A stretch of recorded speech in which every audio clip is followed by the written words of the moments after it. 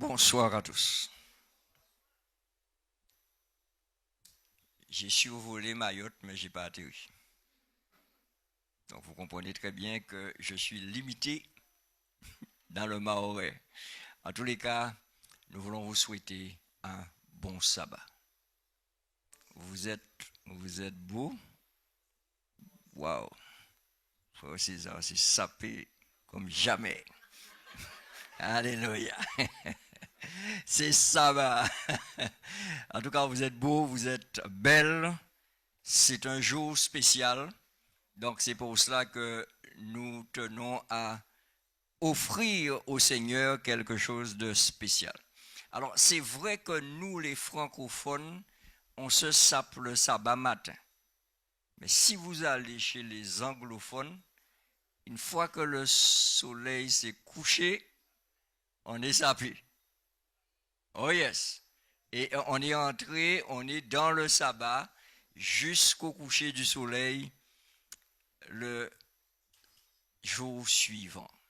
Ça serait intéressant que nous puissions expérimenter cela. N'est-ce pas? Oui, parce que 8h45 demain matin ne sera pas plus sain que maintenant. Allô? Allô? OK. Donc, une fois que le sabbat a commencé, je suis prêt à la rencontre de mon Seigneur. Et il n'est pas n'importe qui. Donc c'est pour cela que je dois me présenter effectivement dans mes meilleurs apparats. Donc certains vont me dire, ça va faire 2 vêtements pour le sabbat. Mais, tu dis, ce n'est pas de trop. Et puis après, si tu as mis ton linge ce soir, tu l'as remis demain matin, tu es toujours dans le sabbat. Hein? Allô? Dites-moi si j'ai raison ou si j'ai pas raison. J'ai raison. Ouais, c'est vrai qu'on n'aime pas mettre le même vêtement 2 fois de suite, mais c'est le même jour toujours. Donc je peux remettre mon vêtement demain matin parce que je l'ai mis que ce soir. Enfin, je l'ai essayé ce soir. Et demain matin, je suis prêt à louer le Seigneur. Ce soir, nous allons être courts, mais nous n'allons pas être petits. Nous allons être courts, mais nous allons être consistants. Ça vous va? Ce soir, le film que je vous invite à revisiter, son titre c'est Chronique d'un retour annoncé. Celui-là, vous ne le connaissez pas. Ce film-là, vous ne le connaissez pas. Bien sûr que vous le connaissez. Apocalypse. Oui, vous ne le connaissez pas dans le monde cinématographique. D'accord? Mais dans le manuscrit par excellence, il y a vraiment une chronique d'un retour annoncé. Et lorsque nous sommes au chapitre 19, et nous lisons à partir du verset 11, mes amis, il n'y a pas de plus belle chose annoncée que ce qui est écrit dans ce passage. Ce qui est beau, c'est que Jean sur l'île de Patmos, il voit le ciel ouvert. Waouh! Apocalypse 19, versets 11 à 16. Puis, je vis le ciel ouvert. Et voici parut un cheval blanc. Celui qui le montait s'appelle Fidèle et Véritable. Et il juge et combat avec justice. Ses yeux étaient comme des flammes de feu. Sur sa tête étaient plusieurs diadèmes. Il avait un nom écrit que personne ne connaît si ce n'est lui-même. Et il était revêtu d'un vêtement teint de sang. Son nom est la parole de Dieu. Les armées qui sont dans le ciel le suivaient sur des chevaux blancs, revêtus d'un fin lin blanc pur. De sa bouche sortait une épée aiguë pour frapper les nations. Il les pètera avec une verge de fer, et il foulera la cuve du vin de l'ardente colère du Dieu Tout-Puissant. Il avait sur son vêtement et sur sa cuisse un nom écrit: Roi des rois et Seigneur des seigneurs. Amen. Prions. Notre Père, notre Dieu, nous sommes là. Que ce soit ici, dans cette salle, que ce soit derrière nos écrans, nous sommes là, Seigneur. Manifeste-toi, révèle-toi et enseigne-nous encore une fois ce soir. En Jésus, nous te prions. Amen. Amen. Pendant que je priais, j'ai eu un flash. J'ai vu certains derrière leurs écrans, ils sont aussi sapés que nous. Alléluia. Ils ne le sont peut-être pas tous, mais il y a certains qui sont sapés. Alors je tiens à lancer un message également à nos amis qui sont derrière leurs écrans.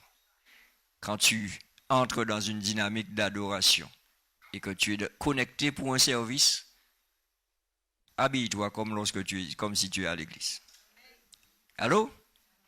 Yes. Et ainsi tu restes concentré sur ce que tu fais. C'est très très important.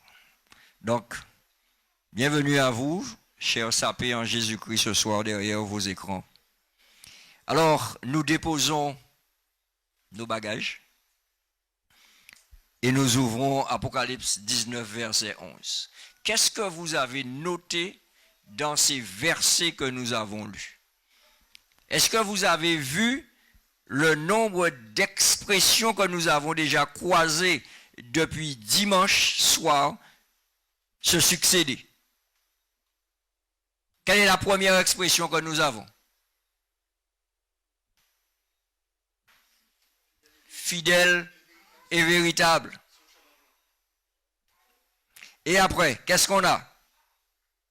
Au verset 13. La parole de Dieu. Et quand on poursuit, quand on descend, quand on arrive au verset 16, Roi des rois et Seigneur des seigneurs. Oui, c'est qui? C'est celui que nous avons présenté dimanche soir. Et nous l'avons présenté comme étant le... C'est que vous vous rappelez de tout, mais vous ne vous rappelez pas dans la bonne séquence, c'est ça? Oui, le vrai super héros. Le vrai super héros que nous avons identifié comme étant le fidèle et le véritable, le Fils de Dieu. Nous l'avons vu comme étant le premier et le dernier, l'alpha et l'oméga, la parole de Dieu. Quoi encore? Michael, quoi encore?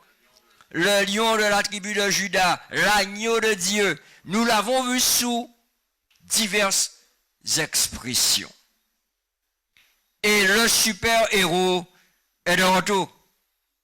Selon Apocalypse 19, il est de retour. Le grand général des généraux est de retour. Il vient à la tête d'une puissante armée. Ça se passe quand?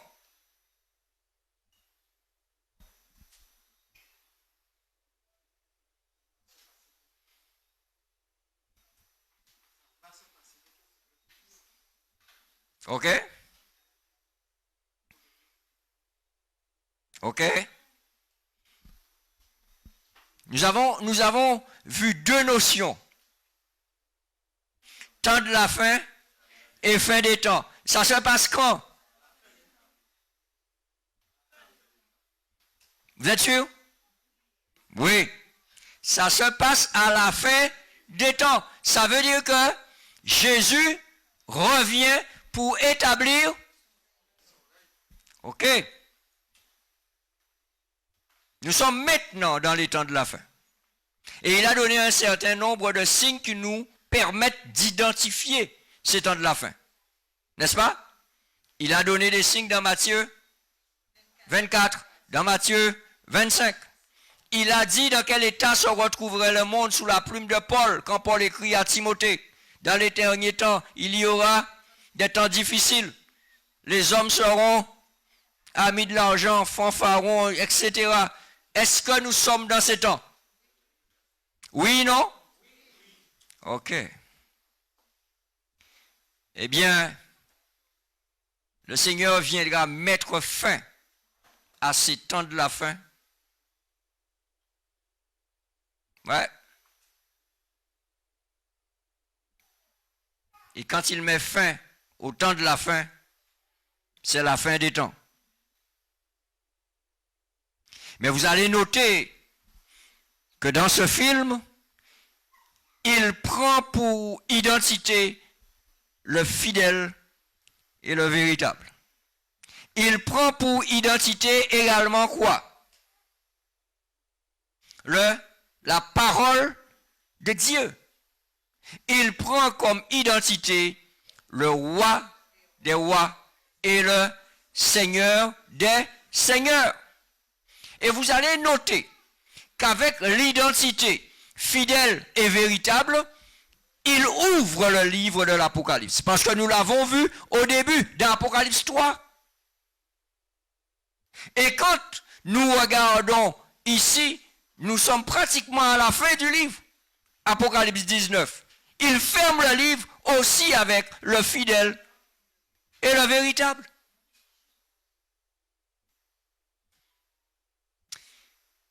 Mes amis, regardons la scène. Dans ce film de l'histoire de l'humanité, cette scène du retour de Jésus est l'une des plus extraordinaires qui soit. Je ne sais pas si vous avez, en lisant, peut-être vous avez occulté quelques petits détails. Mais quand nous regardons bien, il y a 5 belles vérités qui émergent de ce passage d'Apocalypse 19, versets 11 à 16. La première belle vérité, c'est que Jésus reviendra littéralement. Il ne viendra pas dans notre imagination. Il reviendra en chair et en os. Allô? Et acte 1, verset 11 dit quoi? De la même manière que les disciples l'ont vu, il reviendra de la même manière. Alors il faut savoir quelque chose qui est extraordinaire dans ce retour. C'est que quand Jésus est venu la première fois, Jésus est venu en esprit et il a revêtu l'humanité. La Bible nous dit que l'Esprit de Dieu a couvert Marie et Jésus est né. C'est simplement, j'ai envie de dire que Jésus est incarné. Allô? Oui, parce que Jésus est de toute éternité. Il a revêtu l'humanité et il est né, incarné comme un bébé.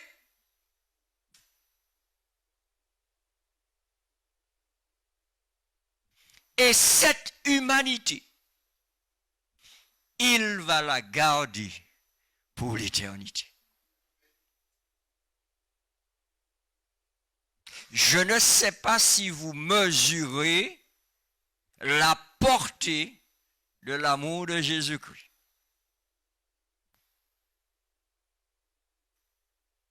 Il a choisi de revêtir notre humanité. Et il a choisi de la garder pour l'éternité.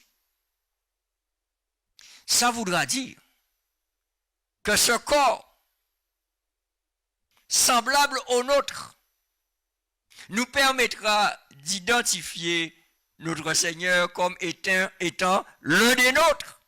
Alléluia! Je vois Fred est parti. Fred est en train d'imaginer. Oui, mes amis, Dieu, que le monde ne peut contenir, a choisi d'habiter dans la petite chose que je suis. Comment l'humanité contient Dieu? C'est possible uniquement en Jésus-Christ. Uniquement en Jésus-Christ. Alléluia. Et quand il va revenir, nous pourrons le reconnaître. Quand il reviendra, il ne reviendra pas en esprit. Il revient en humain divin. Alléluia. Il a fait le pont entre la divinité et l'humanité. Et il est. Et il sera toujours notre sauveur bien-aimé. Il reviendra littéralement. Alléluia. Mais il ne va pas simplement revenir de manière littérale. Ça sera visible. Et je remercie le Seigneur qu'en ce jour-là, je n'aurai pas besoin de ça. Alléluia. Je n'aurai pas besoin de ça. Vous me croyez pas? Ouais, je n'aurai pas besoin de ça. Je le verrai tel qu'il est, avec mes yeux régénérés. Alléluia. Plus de trucs à partir de 40 ans et plus là qu'on est obligé de mettre pour lire de près. Je verrai mon Seigneur venir et je saurai que c'est lui. Parce que la Bible me dit qu'il descendra assis sur un cheval blanc. Et ce qui est intéressant, c'est que Apocalypse 1er, verset 7, me donne une indication capitale. Laquelle?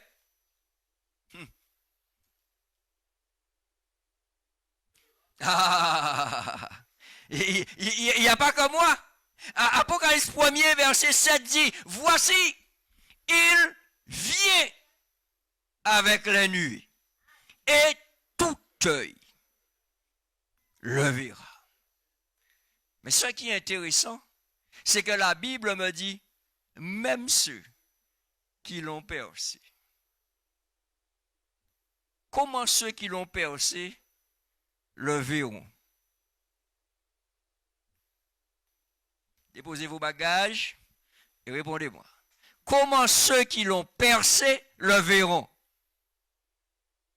Ils vont ressusciter. D'accord.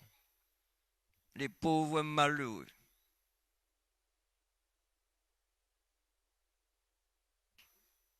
Oui, ils vont ressusciter pour remourir. Allô? Donc, il y a des gens qui vont ressusciter 2 fois. Mais ce n'est pas une bonne nouvelle pour eux. Donc la Bible me dit, ceux-là qui l'ont percé alors qu'il était sur la croix à Golgotha, ceux-là vont ressusciter parce qu'il faut qu'ils le voient. D'accord? Il faut qu'ils le voient arriver dans toute sa splendeur, dans toute sa gloire, parce qu'ils l'ont ridiculisé à la croix et il n'a rien fait à Golgotha. Parce que ce n'était pas le moment pour lui de faire quoi que ce soit. La seule chose qu'il devait faire, c'est donner sa vie pour toi, pour moi, pour toi, pour nous. Alléluia. Et il est allé jusqu'au bout de l'humiliation pour que moi, j'ai une opportunité de le voir dans toute sa gloire lorsqu'il apparaîtra. Ainsi, ça sera visible. Et la Bible me dit que toutes les tribus de la terre se lamenteront à cause de lui.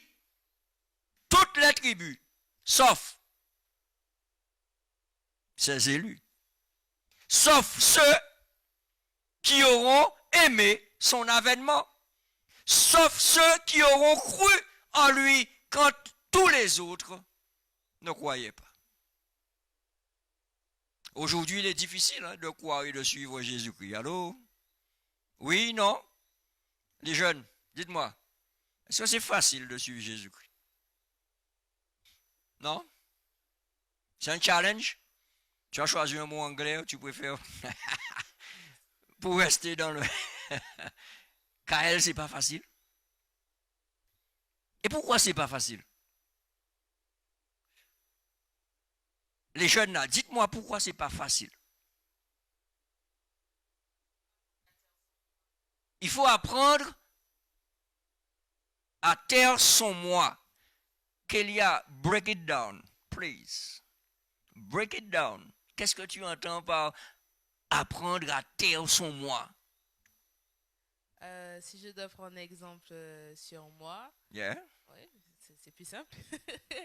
Du coup, je suis quelqu'un qui aime toujours tout contrôler. Et, Ok. sauf qu'en fait, lorsque tu contrôles tout, ça veut dire qu'en fait, tu laisses pas Dieu faire sa part.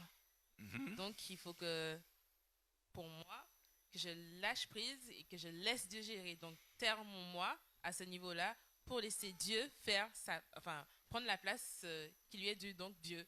Ok. Voilà. Ok. Merci Kélia. Mais il vaut mieux pour toi tuer le moi. Oui, parce que chaque fois que tu vas le faire taire, il va revenir. Il aura encore envie de parler. Mais c'est un exercice. Et c'est pour ça que tu dis c'est difficile. C'est difficile pour un jeune. Mais c'est difficile aussi pour un adulte. Hein. Allô? Non, mais il faut le dire. Pas ces jeunes-là qu'ils ont tellement sains comme ça, qu'on a rien pas choubou les autres. Ah, pas vrai, les jeunes, c'est pas vrai ça. Hein. Ils prennent du bon gaz pour suivre Jésus-Christ. Ils prennent du bon gaz. Et ça, c'est vrai, les frères et sœurs. Mais il faut le dire, mais oui. C'est pas évident. Pourquoi c'est pas évident? Parce que nous avons un opposant. Et il fait tout pour appuyer là où ça fait mal. Et là où ça fait mal, c'est notre nature humaine. Nous sommes de nature pécheresse, charnelle. Donc il le sait, il appuie dessus. Et s'il sait que ton point faible, c'est du jus de canne distillé,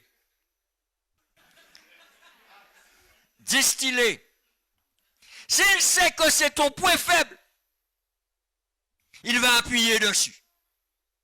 Allô? S'il sait que ton point faible, c'est tu aimes toute la journée, il va appuyer dessus. S'il sait que ton point faible, ce sont tes yeux, tout ça, yeux à ouvrir. Allô? Allô? Allô? Allô? Vous avez des gens, ils marchent dans le couloir, dans la galerie du centre commercial, avec leurs femmes. Ils marchent avec leurs femmes. Ils croisent quelqu'un, mais il faut absolument qu'ils se retournent. Mais tu ne connais pas la personne. D'ailleurs, tu l'as vu de face, pourquoi tu te retournes? Pour la voir de dos. Tu la connais toujours pas. Laissez Madame Amouna tranquille. Allô? Et mes frères, je vais vous donner un petit secret. Les sœurs, écoutez ça bien. Non, bouchez vos oreilles. Les sœurs, bouchez vos oreilles. Les frères, une seule femme, c'est déjà assez. Ouais. Parce qu'il y a du boulot. Avec une seule. Ouais. Non, je peux vous dire ça, hein. J'ai une seule. Je peux vous dire qu'il y a du boulot. Donc lorsque tu t'embarrasses à là, encore chercher une deuxième. Mais non. Mes sœurs, c'est vrai que selon les statistiques, il y a 5 femmes pour un homme. Mais faites-en un sujet de prière. Alléluia. Priez pour que le Seigneur vous donne le bon. Alléluia. Maintenant, quand vous avez prié que le Seigneur vous a donné le bon qu'il vous a donné, ce n'est pas le bon parfait. C'est le bon pour vous. Il y a des gens qui n'ont pas compris. Non, les frères ont peut-être compris, mais les sœurs. Les sœurs, vous avez compris? 2 sur, d'accord. Alors, je vais m'expliquer. Quand le Seigneur te donne le bon mari, ça ne veut pas dire que c'est le mari idéal. Ça veut dire qu'il est encore perfectible. Ça veut dire que Bouga, ni des côtés, il faut y travailler encore. Donc, il a encore des petites faiblesses, des petites lacunes. Maintenant, il a beaucoup de potentiel. Bouga, ni en localité, mais chaque fois vous voyez se critiquer, si faiblesse là, il là. Mais qui gens ouvert Bouga progresser? Le frère te dit que j'ai passé la séance hier pour toi. Comme une inspectrice. Et puis après, tu prends ta séance hier, devant Bouga, ou quand vous passez séance hier. Dis, c'est bien, chérie. Et après, le Bouga parti, il fait sport, ouais, même temps. Quand passer Tibitin à haut. Pour moun pas vrai. Mais tu l'as encouragé. Allô? Ok, si je vous fais rigoler, c'est que c'est sérieux. Et qu'il faut. Non, il faut appliquer cela, mes amis. Pardon? Ah. Donne-moi le verre, ça. Oui. Quand le frère passe peut-être la tondeuse ou etc., c'est. La soeur peut dire, je vais faire un tour aussi. Non? Mais oui. Mais nous les hommes, nous qui trouvons qu'il... Parce qu'on a une manière de faire, tu vois. C'est... On fait le carré, et on tourne... Mais la soeur va faire... Comme elle le sent, tu vois. Et puis tu as l'impression qu'elle a fait ça là, comme si elle avait passé un rasoir dans tous les sens sur ta tête, tu vois. Donc après, tu reprends la tondeuse et tu repasses. Non, tu dis c'est bien chérie, je vais ramasser l'herbe. Même si tout cœur aura fait au mal, ramasser tes herbes, il fait avec elle. Et la prochaine fois par contre, tu fais avec elle. Et comme ça, tu lui apprends au fur et à mesure. Ok? Mon épouse, elle appelle ça teamwork. Travail d'équipe. Oui, madame, moi toujours depuis teamwork. Donc, quand moi j'ai besoin de finir vite, quand elle me dit teamwork, ça veut dire qu'il faut ralentir, patience, va à son rythme. Et ce n'est pas toujours évident. Mais quand on aime, on ne compte pas. Et comme le Seigneur nous aime, il reviendra littéralement. Il reviendra visiblement. Il reviendra aussi de manière audible. Ça va faire du bruit. Vous avez des artistes qui vous disent faites du bruit. Mais là, le Seigneur ne va pas dire faites du bruit. Hein. C'est quand il arrive, c'est le bruit qui se fait. La parole de Dieu me dit quoi dans 1 Thessaloniciens 4? Non, ne changez pas le texte, mes amis. Non. Mais non. Au son de la trompette de Dieu, à la voix de l'archange, ça veut dire qu'il y aura du bruit. Ça va être annoncé. Donc tu verras, mais tu entendras aussi. Ne me demandez pas comment. Parce que ça sera un retour mondial. Ça veut dire que la terre entière entendra et verra. Tu n'auras pas besoin de payer 2000 € pour prendre un avion pour aller à Mexico pour voir Jésus revenir. Là où tu es, et même si tu as les carrettes, tu verras le Seigneur revenir. Alléluia. Alléluia. Tout œil le verra et toute oreille l'entendra parce qu'il viendra avec fracas. Mes amis, quatrième belle vérité, c'est que quand Jésus va revenir, il va revenir et il va bouleverser la terre. Quand nous dit Apocalypse 6, là vous pouvez aller ouvrir vos Bibles.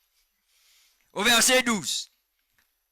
La parole de Dieu me dit que la terre sera en émoi.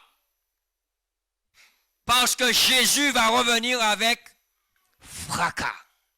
Apocalypse 6, verset 12 à 14. Qu'est-ce qu'il nous est dit ici? Je regardai quand il ouvrit le 6e sceau. Et il y eut un grand tremblement de terre. Le soleil devint noir comme un sac de crin. La lune entière devint comme du sang. Et les étoiles du ciel tombèrent sur la terre comme lorsqu'un figuier secoué par un vent violent jette ses fruits, ses figues vertes.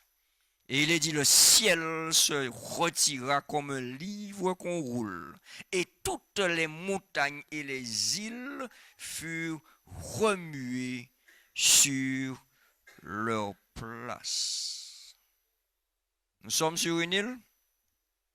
Allô?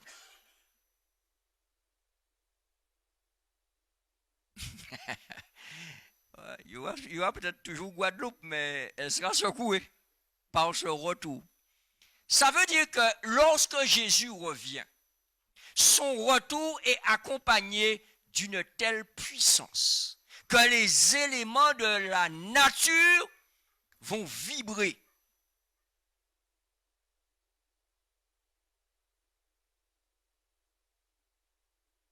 Et la 5e belle vérité que nous avons dans ce passage, c'est extraordinaire parce que la Bible nous dit que Jésus-Christ reviendra avec toute l'armée céleste.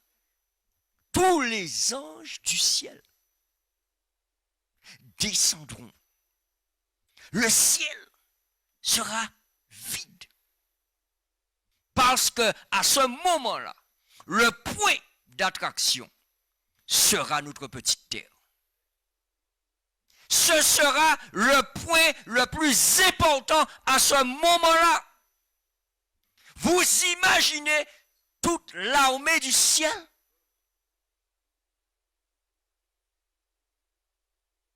Quand Jésus est né, ces hommes venus de l'Orient ont cru suivre une étoile. Vous savez que c'était des anges? Et ce n'était pas toute l'armée du ciel.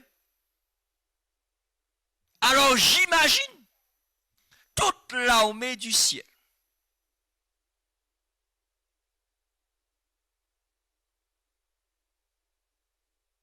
Waouh! Qui descend, qui vient à notre rencontre. Mort ou vivant, je veux voir ça. Je dis mort ou vivant, je veux voir ça. Si je suis mort avant ce jour-là, je ressusciterai pour voir ça. Alléluia. Et je ne serai pas parmi ceux qui l'ont percé. Hein. Je serai parmi ceux qui ont persévéré. Alléluia. Alléluia. Et je le verrai venir. Et tu le verras venir aussi. Sur la nuée. Chose extraordinaire. C'est que lorsque Jésus va descendre, il ne va pas poser les pieds sur cette terre parce que cette terre n'est pas encore purifiée. Il va rester dans les airs. Et la Bible, en 1 Thessaloniciens 4, me dit que nous irons à sa rencontre dans les airs. Mes amis, vous avez déjà vu, je ne sais pas si vous avez déjà vu un décollage de la fusée Ariane, mais moi j'en ai vu plusieurs lorsque j'étais en Guyane. Quand ça décolle, la puissance qui propulse la fusée, on appelle cette puissance-là la puissance quantum. C'est une puissance démultipliée. Et vous voyez la navette prendre de la puissance, et quand elle part, on a l'impression que c'est c'est comme une balle. C'est boum, la pression. Il faut voir tout autour. Comment tu as une atmosphère de puissance. D'ailleurs, il n'y a personne autour. Et je me souviens que moi, j'ai eu l'occasion de voir plusieurs décollages parce que j'ai fait mon service militaire en Guyane et j'ai eu le plaisir de le faire à la gendarmerie. Donc, j'étais à la gendarmerie de Kourou sur la base spatiale. Et chaque fois qu'il y avait un décollage, nous étions aux premières loges parce que nous assurions la sécurité. Mais là où j'aimais aller voir le décollage, c'était sur les îles du Salut. Il y a 3 petites îles pas loin de Kourou et la trajectoire de la fusée passe sur ces îles. Et il y a un certain nombre de débris qui tombent tout autour. Vous savez, quand la fusée décolle, il y a plein de débris. Nous étions chargés d'aller assurer la sécurité des îles du Salut. Avant le départ, évacuer tout le monde sur les îles. Et au moment où il y a le décompte et tout, on était seuls sur l'île et je peux vous dire que c'est un spectacle extraordinaire. Vous voyez cette navette faire sa courbe là, qui passe au-dessus de l'île. Chaque fois que je pense à ça, je dis le jour où Jésus reviendra et qu'il va rester suspendu dans les airs, je vais décoller comme Ariane. Alléluia. Ah ouais, je vais décoller. Je ne sais pas comment, mais cette fois-ci, je vais voler. Oui, je vais voler cette fois-ci. Je ne vais pas atterrir dans le sable. Je vais décoller, je vais atterrir dans le ciel. Quelques jours plus tard. Mes amis, le retour de Jésus est quelque chose d'extraordinaire. Et j'aimerais que chaque jour, vous puissiez garder cela à l'esprit. C'est un événement extraordinaire. Et ce qui le rend encore plus extraordinaire, c'est qu'il n'y aura qu'un seul retour de Jésus. Allô? Il n'y aura qu'un seul retour de Jésus comme cela. Maintenant, lorsque Jésus-Christ reviendra, le monde continuera à être divisé en deux. Parce que le monde est déjà divisé en deux. Mais la ligne de démarcation n'est peut-être pas aussi claire que cela. Mais le monde est déjà divisé en deux. Ceux qui attendent le retour de Jésus et ceux qui pensent que ça va continuer comme cela. On va pouvoir aller habiter sur Mars. On va pouvoir aller envahir une autre planète, etc. Parce qu'on se rend déjà compte que la Terre va directement à sa fin. Mes amis, ceux qui attendent le retour de Jésus, ce sont ceux-là à qui Jésus dit que votre cœur ne se trouble point. Croyez en Dieu. Il y a plusieurs demeures dans la maison de mon Père. Et si cela n'était pas, je vous l'aurais dit. Jésus n'est pas un menteur. Et il dit, je vais vous préparer une place. Et vous savez quoi? Vous savez quoi? La Bible est belle, hein? Parce que lorsque Jésus me dit qu'il va me préparer une place, vous croyez que Jésus est en train de prendre tout ça de temps, vous dites, pour ça, d'être l'autre travail, puis préparer place là, putain. Jésus fait ça et toutes les places sont préparées. En fait, quand Jésus me dit, je vais te préparer une place, Jésus me dit, pendant que je te dis, je vais te préparer une place, en fait, c'est pour que toi, tu puisses te préparer. Jésus dit, je vais te préparer une place. Mais en fait, c'est toi qui dois être prêt à prendre cette place. Et c'est cette patience qu'il a avec toi.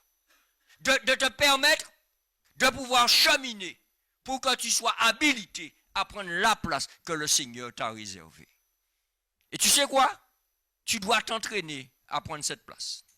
Et c'est pour cela que tu dois t'entraîner à occuper ta place dans l'église. Allô?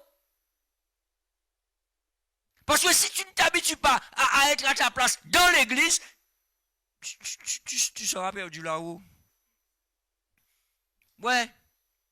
Parce qu'il n'y a pas un GPS là, machin, qui dit tourner à droite, machin, et vous êtes presque arrivé à destination. Chacun connaît sa maison que le Seigneur est allé lui préparer. Ne me demandez pas comment. C'est parce que tout au long de ta vie sur cette terre, tu te seras habitué à être à ta place. À être à ta place chez toi, dans ton foyer. À être à ta place à ton travail.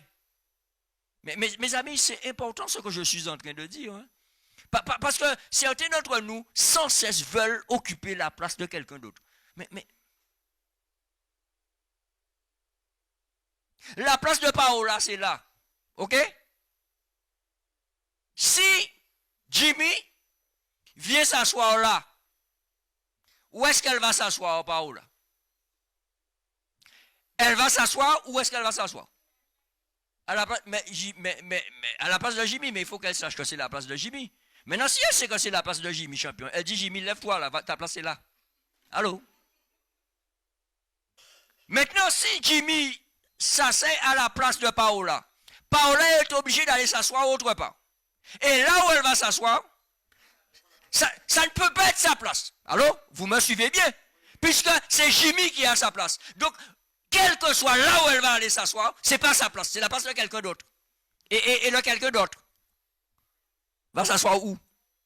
À la place de quelqu'un d'autre. Eh bien, on a une sacrée cacophonie après. Personne n'est à sa place. Mes amis, que ce soit dans le foyer, que ce soit au travail, que ce soit à l'église, je dois apprendre à être à ma place.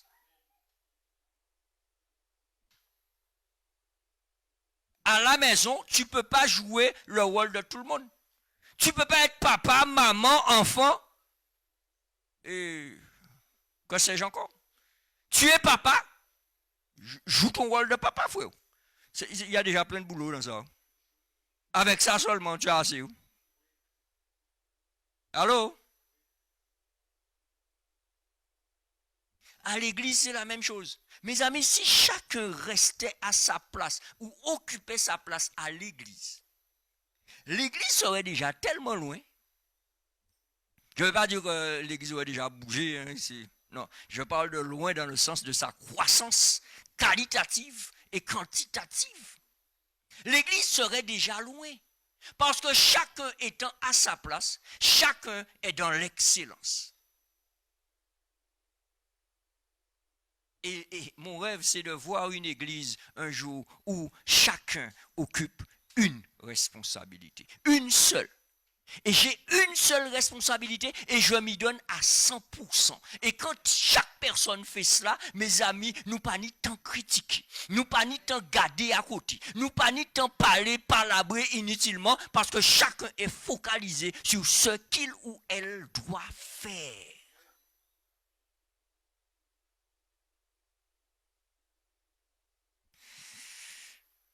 Le Seigneur revient.